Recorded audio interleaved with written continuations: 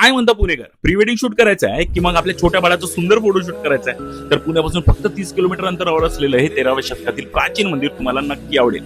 आणि हो, या जागेचा इतिहास आणि लोकेशन जाणून घ्यायचं असेल तर व्हिडिओ शेवटपर्यंत पाहावा लागेल. नमस्कार, मी चंद्रपूरचा रोशन आणि स्वागत आहे तुमचं पुण्याचा वारसा चंद्रपूरच्या रोशन सोबत या सिरीज मध्ये. आणि हा आहे आपल्या सिरीजचा 14वा भाग. आज आपण पाहतोय चांगवाटेश्वर मंदिर. हे मंदिर 13व्या शतकातील असून ना हेमाडपंथी स्थापत्य शैलीमध्ये बांधलेलं आहे. मंदिराची खास गोष्ट माहितीये, भिंतीवर असलेलं सुंदर दगडी नक्षीकाम, मोठा नंदी आणि बाहेरची दीपमाळ. आख्यायिका पण सांगितली जाते. असं म्हटलं जातं की संत चांगदेव महाराज दररोज मातीच्या शिवलिंगाची पूजा करत असत.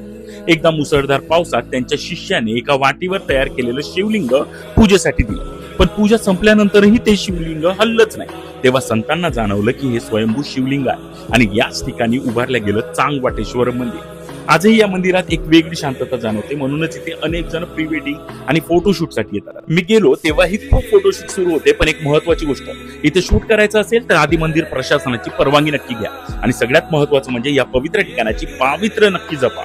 हे मंदिर सासवड नारायणपूर रोडवर पुरंदर किल्ल्याच्या पायथ्याशी स्थित आहे.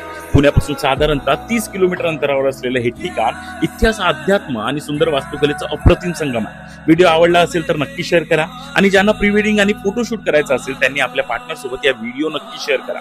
तसंच तुमच्या इतर मित्रांना पाठवा ज्यांना अशा ऐतिहासिक ठिकाणाचं फोटोशूट करायला आवडतं. आणि हो, कमेंटमध्ये नक्की सांगा तुम्ही इथे कधी फोटोशूट केलं का. तसंच अशा वारस्थळासाठी ना भन्नाट सफरीसाठी मला फॉलो करायला विसरू नका. भेटूया पुढच्या व्हिडिओमध्ये, तोपर्यंत बाय.